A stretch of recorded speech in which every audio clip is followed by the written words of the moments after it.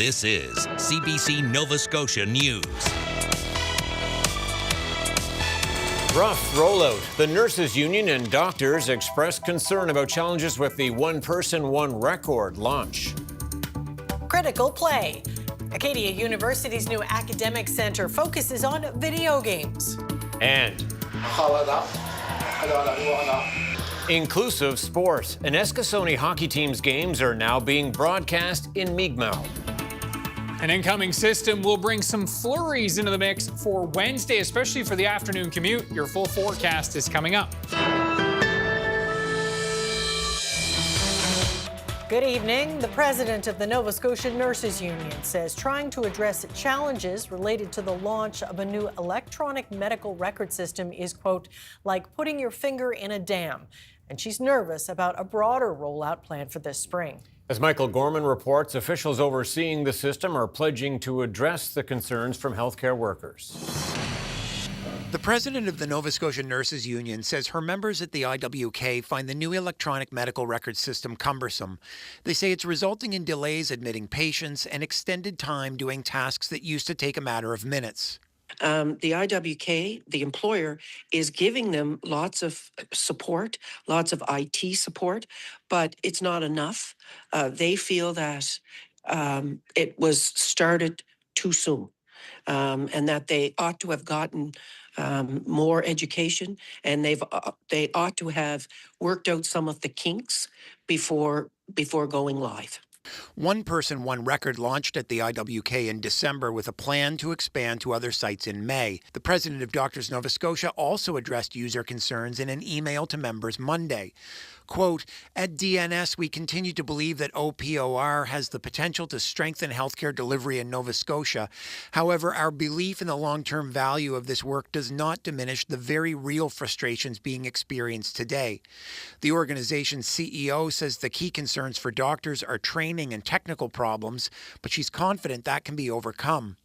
We know that the OPOR team and the senior leadership teams across the health system are working incredibly hard behind the scenes to advance both the technical solutions and the training solutions necessary to respond to the concerns that we're seeing on the ground. Senior leadership for the program addressed the concerns in an internal memo Monday obtained by CBC News. Quote, we understand the strain this is placing on care delivery, workflows, and confidence in the system itself. We are committed to resolving these issues and rebuilding your confidence in the system and in our OPOR team. The vision behind One Person, One Record remains strong, and we believe in its ability to support better care, better coordination, and better outcomes. Health Minister Michelle Thompson was not available for an interview. In a statement, she says she's aware of and understands people's frustrations as they work through what was anticipated to be a period of transition. But she's confident clinicians have the skills, resilience, and persistence to achieve success for their teams and patients. Michael Gorman, CBC News, Halifax. The Nova Scotia government has launched a new mortgage option for first-time homebuyers. People who qualify can now buy a home with 2% down payment rather than the usual 5%. The program is a 4-year pilot available through credit unions. The province is backing the mortgages in case homebuyers default. Home prices are capped at $570,000 in and around Halifax and $500,000 for the rest of the province. I realized $570,000 in Halifax is tight. It is. There's no doubt about that. Outside of Halifax, it's really not. $500,000 will easily get a first-time home. The thing you have to remember is that we're targeting people that are making under $200,000. They have to qualify for the loan. So the amount of loans they're applying for and then the income creates their credit rating. So there is an issue with that you have to watch for. The province is paying about $500,000 to Atlantic Central, the credit union trade association, to administer the program. Halifax police say they will take part in the federal government's Buyback program for banned guns. In recent years, Ottawa has banned thousands of what they call assault-style firearms. The Buyback program is being rolled out to compensate gun owners, but it has faced backlash. Multiple provinces are not taking part. Last week, Premier Tim Houston said the program does not seem effective and Nova Scotia should stay out of it. But Halifax Regional Police Chief Don McLean says the municipal force is participating. The program is 100% voluntary for only for those. The information we will give only for those people who wish to contribute. However, at the end of the period in October, the federal government made it very clear that those who do not participate or do not take steps to disable their firearms will be not be in compliance with the law. Houston's office told CBC no provincial policing resources will be used for the program. The RCMP act as the provincial police in Nova Scotia. Gun owners must declare their intent to participate in the compensation program to Halifax Police by March 31st. A man accused of a violent attack against staff at the Halifax Infirmary a year ago is now facing serious charges on his own after his legal aid lawyers withdrew from the case. Nicholas Colombe is facing charges including attempted murder and aggravated assault.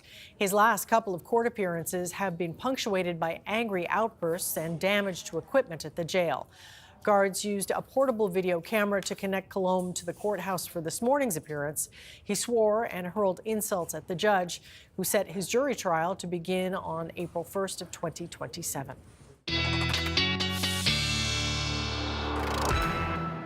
And let's get a quick look at the weather forecast now. Here's Ryan. And a bit warmer than it has been. Yeah, that's right. Temperatures mild today. A nice break. The shoveling continuing for sure, especially across eastern areas. And we've got a little bit more on the way for tomorrow, but nothing too significant. It's this clipper system here that we're going to be watching.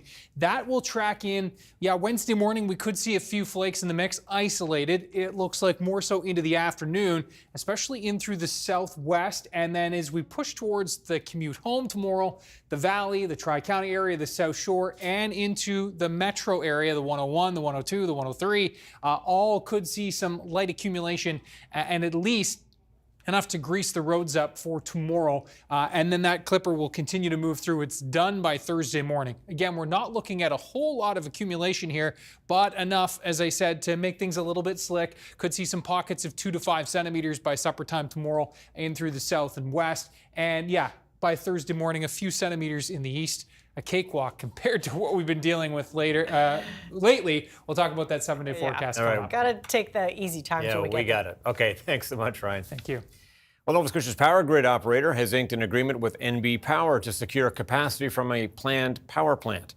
The deal gives Nova Scotia the option to contract up to 100 megawatts of fast-acting capacity from a new facility planned for Centre Village, about 20 kilometers north of Sackville, New Brunswick. Nova Scotia can join the project for a 10-year term starting as early as 2028, when the plant is expected to open. The grid operator says the power will help Nova Scotia transition to renewable energy, picking up the slack when green options like wind and solar are not available. Even though it's only been open for a year, the Deanne Reeve Pelvic Health Suite has had an increase in procedures. Outpatient gynecology procedures performed at the Dartmouth General Hospital went from 16 to 190 in the year since the clinic opened. During that same time, the hospital was able to complete 1,300 more outpatient urology procedures. This idea came about because of some of our generous donors wanting to recognize Deanne Reeve. The suite has opened in her memory. Traditionally or historically, it was a fairly paternalistic model in healthcare. Like, the physician would just direct the patient, like, this is what you need to do. And we are trying to practice differently in modern medicine. And, you know, instead of just telling a patient, you need to get something done here in the office today, we provide that as an option and then as an alternative. So we are fortunate in that we have kind of the more modern technology that would be available to us. So we have screens here in the corner so that if we are putting the hysteroscope or the small camera inside the uterus, we're able to see the image really clearly projected onto the screen.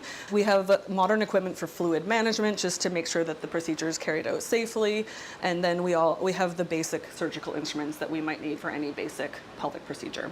I've been hearing many comments about how supportive our nursing staff are. Patients are often pleasantly surprised that the procedures are carried out in a comfortable way. They're in and out of the hospital a little bit more quickly, so it's a bit more of an efficient way to have a procedure carried out compared to having it done in the main OR. One of the best compliments we can get is if a patient says, hey, can I refer my friend to get this done? Can I refer my daughter? There's a new academic center opening at Wolfhill's Acadia University. Created by 3 faculty members, it focuses on the study of a very modern art form, video games. The CBC's Linus Mulheron reports. Head downstairs, take a left and follow the trail of Pac-Man dots. What you'll find at the end is a room stocked with vintage Atari consoles, state-of-the-art virtual reality headsets, and a retro arcade cabinet. This is the Acadia Center for Critical Play, a new addition to Acadia University. Its goal? To facilitate the study of video games. If we understand the way that games ask us to imagine the world, if we understand, what games ask us to do within their systems, if we understand that stuff, then we are, I think, better equipped to kind of, move out into the real world and to think about the kinds of the systems that, shape our behavior. We wanted to create a space for our researchers at every level who might want to engage with video games to have a space to come and experience those games. Dr. Natalie Swain, along with her co-founders Dr. John Sokolowski and Mike Baisley, launched the center this month. The first of its kind in Atlantic Canada, they hope it will attract serious-minded academics of all levels, from undergrads to profs. Despite their recreational reputation, Dr. Swain says video games have a lot to offer to researchers. I think that's generally how people think about video games. It's a thing to escape in. And don't get me wrong, they're great for that. They are also the predominant art form of our time. Not only is gaming this extremely popular, big industry and art form right now, it also does these things that no other medium does that is really unique and I think is extremely worthy of study. The center currently boasts a collection of nearly 50 gaming consoles and around 4,000 games, spanning from the 1970s to the present. Baisley says this range is important because hardware restrictions often limit the ability to play older games. Consoles and copies of games might no longer be produced and can be expensive. It is harder in games to access the past. We can still watch old movies, still read old books quite easily, but games are much trickier. As the center gains traction, its founders hope it will become a hub for game studies in the region and that it will encourage people to take a closer look at the games we play. What we're hoping is that this space will allow people to start to ask questions that maybe haven't been asked before. Linus Mulheron, CBC News, Wolfville. Eskasoni First Nations Junior B hockey team is working to make the sport more inclusive. They're doing so by now broadcasting the games in the community's language. The CBC's Anna Rack reports. Eskasoni is a hockey town, and locals love their Junior B hockey team, the Eskasoni Junior Eagles. Chief Leroy Denny, who is also the team's president, is working to make the games more accessible by doing live-streamed play-by-plays in Mi'kmaq. We want our young people to hear the language, as Mi'kmaq is a law of the land here in Nova Scotia. The province made Mi'kmaq as the official language, so we're trying to promote the language, not just within our community, but everywhere else. Although the team itself is only 8 years old, the players from Eskasoni say that hockey has been a part of their community for many years before it, with many seasoned fans. We have a lot of elders who like listening to our language. It's also good for our language. And it's very great to hear that there's a Mi'kmaq going on during the play-by-play. Yeah, like he said, there's a lot of elders here to speak Mi'kmaq, and they don't really understand, they don't really speak English, they just speak Mi'kmaq here. Most of the players on the team are not from Eskasoni and do not know the language, but they say by hearing the games in Mi'kmaq, it allows them to feel more connected to the community. I think it's special because you don't really see that anywhere else, so it kind of grows the game in the community, and it's the whole point really of having the team out here because you're just trying to grow it and spread it across Cape Breton. I've never seen that done anywhere else, and it just helps get everybody involved and helps grow the game so people out here want to come play and want to come watch. Cole Stevens is from Eskasoni. He played for the Eskasoni Junior Eagles last year, but now plays for the Straight Pirates. As a fluent speaker himself, he says he appreciates having the games be more accessible for folks at home. It's actually unbelievable that he's able to do that, and even though most people watching from away won't understand him, but it's actually real good for him and for our community. Leroy Denny says he has faith in the Eagles to make it to the playoffs this February, especially with the whole community cheering them on, now possible in their own language. Anna Rack, CBC News, Eskasoni. There's a majestic sight down in the Annapolis Valley. Ryan is up next with a full weather forecast. We'll see you after the break.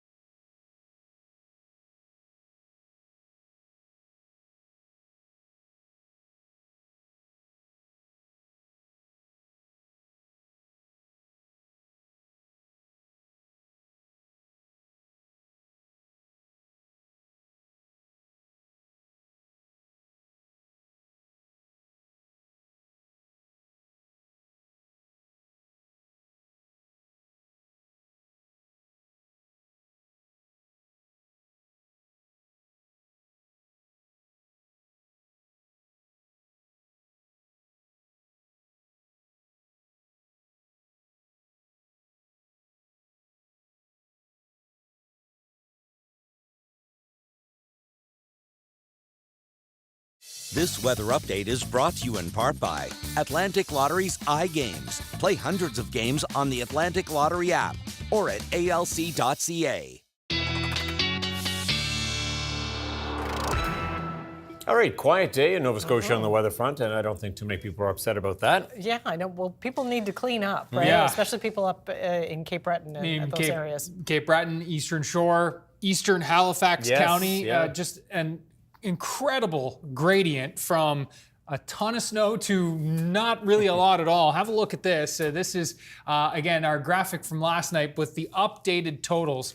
And in the box in the lower right, that's the kind of the insert, the zoom in for the Halifax area. And you can see Glenhaven up towards Hammonds Plains, St. Margaret's Bay area, just 5 to 10 centimeters there.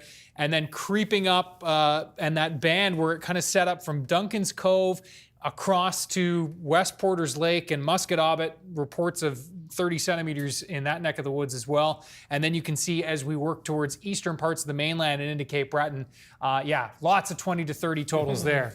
But just an incredible gradient through Metro. We don't often see such a huge difference between over such a small area, but that's just kind of the nature of the beast with this last one. As we look at our afternoon temperatures today, above the freezing mark in the southwest, still below the freezing mark in the north and east, but our warmest day really in 10, 11 days.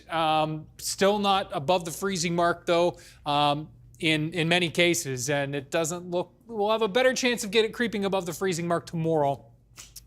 Even in through the metro area. Halifax near -2 right now, -4 Port Hawkesbury, and as we look at those winds, they've been generally lighter today, which has been great as well. Not too gusty, so we'll take the winds where we can get them here in terms of, just a little bit of reprieve from that deep, deep cold that has been set up for, nearly 2 weeks here. As we look at the weather systems map, there's the clipper that's going to be moving through as we turn the page into tomorrow, and we'll be watching it riding along that cold air, warm air boundary that we call the jet stream, and that is going to be sailing through tomorrow with that chance for some flakes. And yes, looking at the hour by hour, things pretty quiet. Overnight, we'll see the potential for some of those flakes by the time we get to early tomorrow morning under mostly cloudy skies. Temperatures are going to be in that -3 to -7 range for the overnight tonight. That's pretty close to seasonal. And then looking at the outlook as we move into tomorrow, the best chance of seeing some accumulation with these bands of flurries, these bursts of flurries that could come down a little intense at times, will be pushing in through the valley, down towards the Tri-County area, and then up into the metro area for tomorrow by supper time. So areas in central and west, the best chance of seeing some of that light accumulation on the roads for tomorrow, a couple of centimeters possible, certainly enough to grease the roads and get some spray going. So make sure that windshield washer fluid is topped up. Temperatures will be right near the freezing mark or just above in many cases. So that will likely help with that snow not completely sticking on those surfaces, at least at the forefront of this system. As we move into the overnight, a better chance of some of that light accumulation here, but you can see really a trace to a couple centimeters for most. It's down into the southwest where we have our best chance of getting up into those 2 to 5 pockets and even pockets of 5 to 10 centimeters locally, as this is likely going to be some narrow bands in and around the northern part of that system. That system does move out Thursday, still a little on the cloudy side, some flurries pushing in primarily through Cape Breton. Temperatures -1 to -3 or 4, as you can see in through the valley. High pressure area moving in. That means a chilly day for Friday, but that high helping to drive this storm system off to the south. That is one of 2 that we're tracking. This one is almost a slam dunk, swing and a miss. This system here, forecast model has been flirting with the potential of it blowing up into a storm for us for the weekend, but the latest round of model runs has been more consistently tracking it to the south, and it does blow up into a system, but far enough to the south that this would be low impact, maybe just some flurries, and the biggest impact would be as the storm departs, we've got the colder air wrapping in on the other side of this system, and so yes, we would miss the storm, but the temperatures would really start to cool off again as we move into the latter half of the weekend with some onshore flurries, especially in through the east, and you can see those pretty chilly overnight lows. So, give, take with this winter season. It's a trade-off. It'll still feel like winter, that's Yeah. for sure. Okay, Ryan, thanks so much. Thanks, Ryan.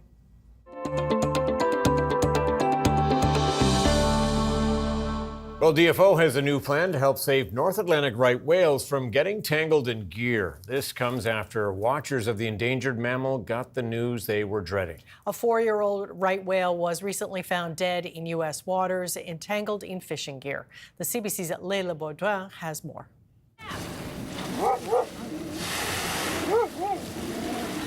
A rare sighting of a North Atlantic right whale before it returns to the deep. This is what scientists want to see, but the reality is much more grim. There's only so many of them left. What's happening can be seen here in nearby Prince Edward Island, where multiple North Atlantic right whales have washed up dead. The gigantic mammal's numbers are estimated to be between 380 to 384. Its biggest threats are striking boats and fishing gear. Entanglement is killing more whales than those being born. North Atlantic right whale is frankly the priority right now. On Tuesday, this Ottawa-led briefing unveiled a 5-year strategy to protect the disappearing mammal. Its focus is on whale-safe fishing gear like this. Ropeless and wireless gear cutting down on whale entanglement. Well, the strategy is intended to be two things. One, introduce for the long-term whale-safe fishing gear in the normal operation of fisheries with both preventative tools and mitigation tools. Fisheries and Oceans says the second part of this strategy is using the tools already in place, like closures in the Bay of Fundy or Gulf of St. Lawrence, if a North Atlantic right whale is detected. The federal body says they're working with fisheries to test where and when this whale-safe gear is needed. Hannah Vatcher of Oceana Canada says there's no time to wait. It doesn't erase the urgency. North Atlantic right whales are still critically endangered with less than 70 females in the reproductive population. So we really can't afford any more delays on this strategy, especially when we're going to see right whales coming back to Canadian waters in a few months. The first part of this 5-year strategy, pilot programs like testing whale-safe fishing gear, like rope that's easier for the mammal to break. The other part of this is tracking the North Atlantic right whale, which is becoming increasingly more difficult under a changing ocean. Leila Baudouin, CBC News, St. John's. Coming up, Mayor Andy Fillmore is calling for a pause on the redevelopment of the Halifax Forum.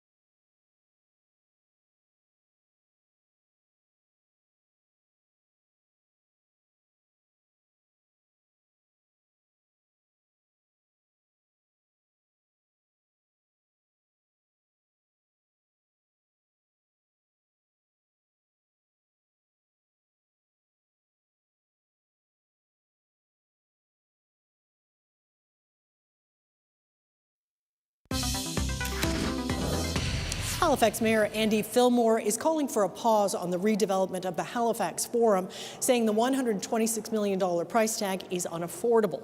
And I'm here at the Forum with Paul Card, chair of the Halifax Forum Community Association. So you've heard the mayor's comments, you read them. What do you make of it? I find them quite unfortunate, really. The Forum's redevelopment has been going on for 12 years now. There's been 7 different reports from council starting back in 2014. Every single council, and there's been 5 of them if anybody's keeping track, including this one, has voted to proceed because they see the value of the space, they see its historic nature, and they see it's not just a couple of rinks. There's a whole complex here that over 400,000 people visit every year to non-ice related events. Well, how did the price tag jump from $38 million to $126? That's quite a jump. Well, that's also unfortunate. That was back, the $38 million was an estimate that the board came up with back in 2014. The real number that they should be using is the first D estimate that council came up with, of the staff, and they came up with a number of $74,700,000. And that was 2019. So there's a 2019 report that outlined the building program and what was going to be here, and that was that number. And Amy, you know as well as I do, if you're building something, you only have to look at StatsCan or Desjardins or any of the companies that analyze what costs have gone up. Building costs have went up between 60 and 70%. If you use 65%, that's your $126 million. So there's nothing outlandish happening here. It's just the costs have gone up anytime you build. And if the mayor wants to wait another year, I got news for him. The cost is going up again. Now, he said the city missed a real opportunity back in 2014 when CFB Halifax offered to partner up and have a 4-pad in Windsor Park. I think the price tag was under $16 million. And he regrets that didn't go ahead? Absolutely not, because the mayor's missed the point back then, and he's missing the point now. This isn't just 2 rinks. Back then, the cost was $45 million for a 4-pad. It was going to replace the 2 rinks here, just the rinks, and Shannon Park, and the other one I think was Devonshire. And council and the Forum board and the community had to save the Forum because they knew it wasn't just a rink. It's not just 2 rink ice surfaces. It's a whole infrastructure of community space that gets incredibly well used. What do you say to folks who would say, well, maybe it's a lot of nostalgia for this place, and in these economic times when affordable housing is very hard to find, that this is just hanging on to memories? Well, if people take time to see this report that went to council that's in camera that you can't see, the recent one, the Forum is being removed. There's nothing here that can be saved. It may have been able to be saved 10 years ago, but it's disintegrating slowly. It's 99 years old. It's a total rebuild, and it's a rebuild keeping in the spirit of the Forum, the original architect, Andrew Cobb. So it pulls in some of the historical natures of the design, but it's totally rebuilt. It'll have a nice surface and arena with 3,000 seating. It'll have a second NHL-sized ice arena with 200 seating. It'll have a community trade area. It'll have meeting space. It'll have a concourse for flea markets, for trade shows or farmers markets. It has a dry land training area. It has a running track. It has an outdoor area, a park for use for the public. So it's much more. It's much more than a couple of rinks. Now, pulling back from this contract, would there be financial penalties as well? I can only imagine. If you add the financial penalties that inevitably must be there, there's been a contractor hired a year and some ago, and they've been working on the contract for a year. So I assume there's an impact, but also there's been 7 reports, all done by staff, all that time and energy and meetings, not to mention the forensic audits that's been done on the place. There's a lot of money tied up, and it's about a year and a half to 2 years away from shovels in ground. So any delay this is not something that's extra. This is something that is a replacement of a facility, a well-used facility that needs to be replaced. Well, what have you heard in the days since the mayor's has spoken out? Well, I've heard a lot. I've put a lot of inquiries that came through. There's some people that don't, are concerned with the money, and they should be concerned with money. And that's why I'm calling on the mayor and council to release the report. If there's something there that they're worried about, the public can't read it. So anytime the public's making a comment, they're making a comment on a report that they're not allowed to read because it was in camera. December 9th was the last report. So they could see what they're getting. And they'll see it's far beyond a couple of rings. All right. Well, thank you so much for your time. We appreciate it.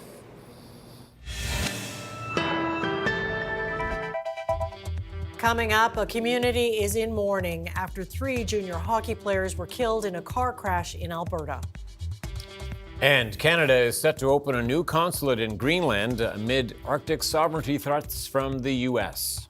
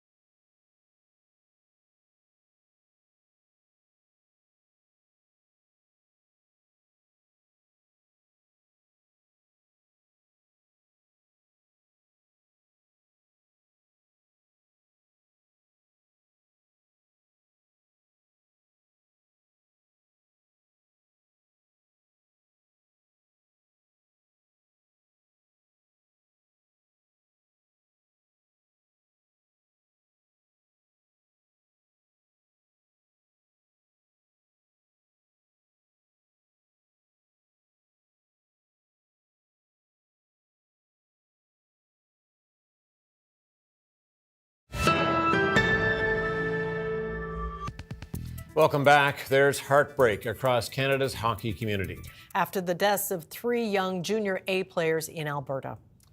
J.J. Wright, Cameron Corsorso, and Caden Fine were members of the Southern Alberta Mustangs. They died in an accident about 100 kilometers south of Calgary and their car collided with a truck carrying gravel on their way to practice in the town of Stavely. And a memorial has been set up outside the arena they played in. All three were in their first season with the team. Fine, just 17 years old, was from Birmingham, Alabama. 18-year-olds Casorso and Wright were both from Kamloops, BC. The cause of the crash is still under investigation.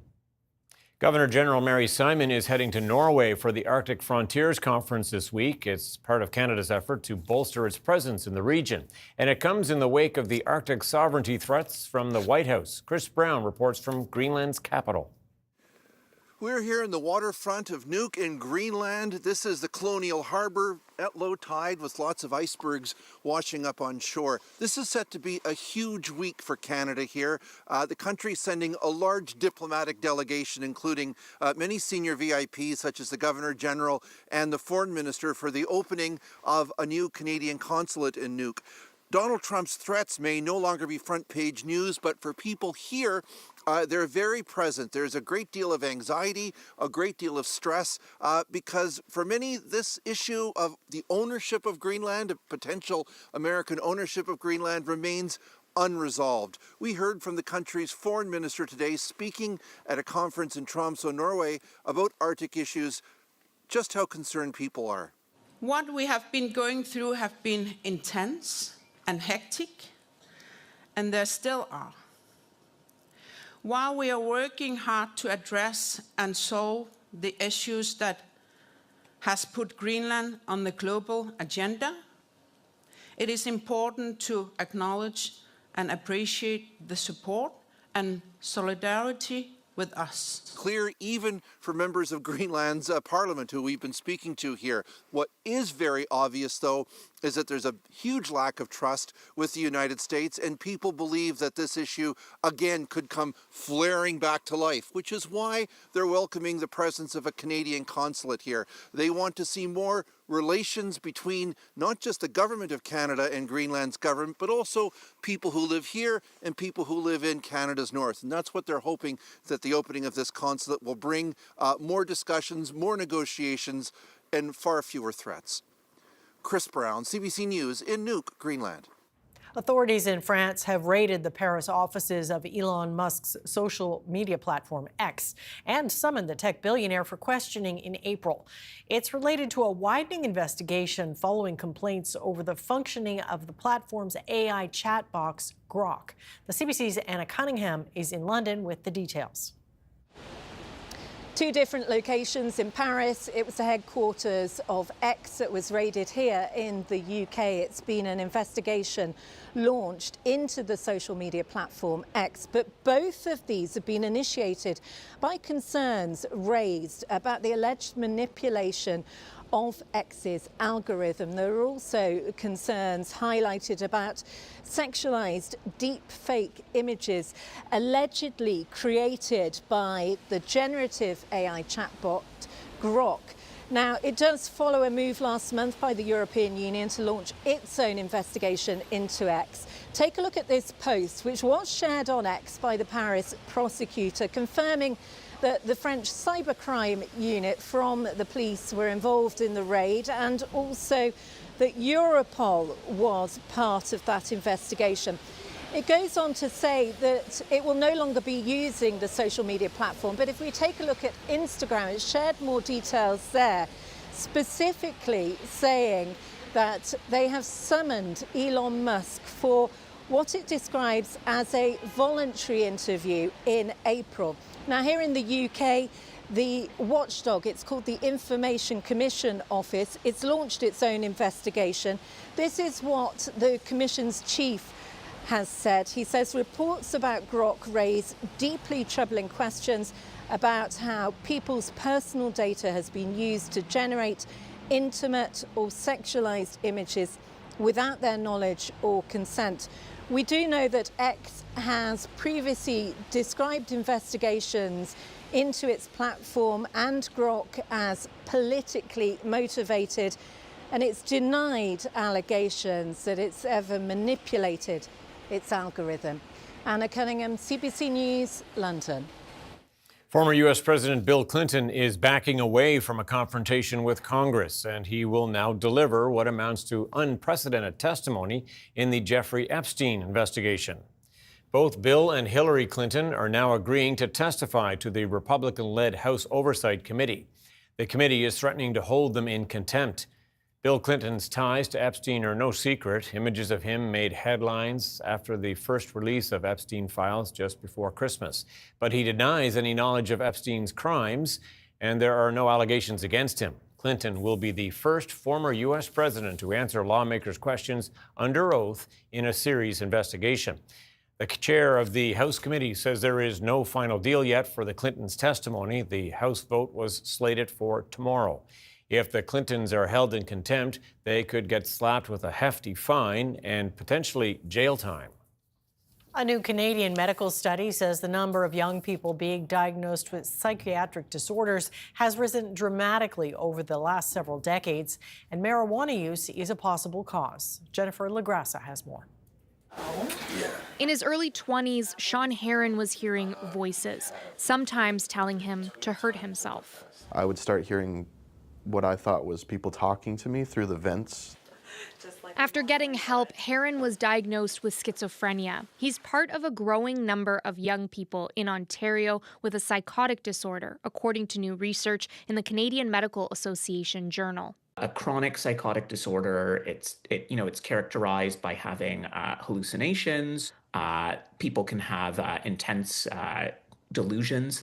Researchers looked at Ontario health data from more than 12 million people born between 1960 to 2009. They found that diagnoses of psychotic disorders in those aged 14 to 20 increased over time. Specifically, when comparing 1997's cohort of 14 to 20-year-olds with that in 2023, the rate jumped by 60%. Researchers suspect this is a global trend. We're finding people sooner with their psychotic symptoms and getting them care. But I don't think that explains the full picture. Researchers think one other factor might be the increasing use of cannabis. Past research shows people under the age of 18 are at a higher risk of psychosis if they frequently use cannabis with high THC levels. In males, we're seeing a younger age of onset and a stronger correlation to cannabis use. This early psychosis intervention program is being overwhelmed with referrals and has a months-long waiting list. This is a crisis, and we don't need to wait any longer to address it. Heron was able to get the help he needed early. I never really saw myself finishing school or even like getting a job. Now, at 27, he has graduated and is looking for work. He thinks cannabis played a role in his mental illness and wants young people to be more aware of how harmful it can be. Jennifer LaGrassa, CBC News, Windsor, Ontario. According to a new report, Canada's auto industry is producing barely half the vehicles it did a decade ago. Nisha Patel on what's driving the decline and the solution some are calling for.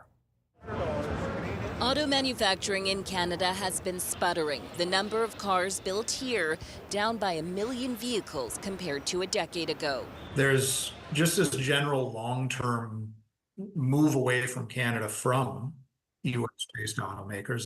According to a new report from nonprofit think tank The Trillium Network, U.S.-based automakers Ford, GM, and Stellantis produced 56% of the vehicles in Canada in 2016. Last year, they produced just 23%. We were really excited in 2020 and in 2021 about all these new investments that are coming in, and very few, if any of them, have actually materialized. But the Detroit Three say they've faced challenges. While revamping Canadian operations to make electric vehicles, the U.S. removed supports for EVs, then added steep tariffs, forcing the companies to shutter plants and lay off workers. Still, those automakers insist other parts of their supply chain are growing. The D3 have invested in other facilities in Canada, be it engine plants and other parts and components, including batteries, but also R&D. Meanwhile, Japanese automakers have picked up the slack. They now build the majority of the cars in Canada, about 77%. Toyota and Honda through thick and thin over the last 40 years, have never retreated from Canada. Researchers say the federal government should give rewards and incentives to those companies that are growing their domestic manufacturing footprint. Let's focus on those companies, and let's, they've shown their commitment to Canada. Let's show some commitment back to them. It's a key consideration as the U.S. tries to get automakers to relocate their factories south of the border. Ottawa has been revving up its own plans and is expected to unveil its automotive strategy later this month. Nisha Patel, CBC News, Toronto. It's just days before the opening ceremony of the Milano Cortina Olympic Games, and yet organizers are still trying to build buzz inside Italy. As Briar Stewart explains, beyond the most touristy areas, many Italians just aren't feeling Olympic fever quite yet. In one of Milan's grandest piazzas, in a store where shelves are lined, was excited for the Olympics. And considering this stuffed mascot will set you back about $100, there are plenty willing to shell out for swag. We love Italy to begin with, and it was just a perfect opportunity to see the Winter Olympics. These Albertans happen to be in the city for a conference and are staying to see the first Canada women's hockey game. So how would you describe the mood here? I'd say it's definitely ramping up for sure. For the days leading up, it maybe hasn't had that feel, but it's getting more and more. You hear more, there's more people celebrating it. But beyond the most touristy areas, there are fewer signs of Olympic fever, and there aren't many chances for the public to soak in the atmosphere if they wanted to. This is the only site in Milan where people are going to be able to gather to watch events on the big screen. And as you can see, just a few days before the opening ceremonies, still very much a work in progress. So is the neighborhood of Santa Giulia, home to the new hockey arena. This area is part of a multi-year revitalization plan that was supposed to accelerate with the Olympics. So far, not much has changed. So do you think people in Milan are excited about the Olympics? Not so far, I have to say. We will see afterwards. This professor of urban planning says there's been a lot of debate about development in the city, which has some feeling ambivalent or even against the Games. But he says that also happened before Milan hosted the World Expo in 2015. But then after, it was quite successful and important also for the city. So I hope that after that something will happen. So maybe after the Olympics, people will say, that was pretty good, wasn't it? Yes. So maybe the Olympic buzz will come when the sites are finished and the competition begins. Briar Stewart, CBC News, Milan. Canada's main stock index rose on Tuesday as gains in the basic materials sector helped offset weaknesses in the technology stocks, while the U.S. markets lost ground. A look at the numbers as we head to break.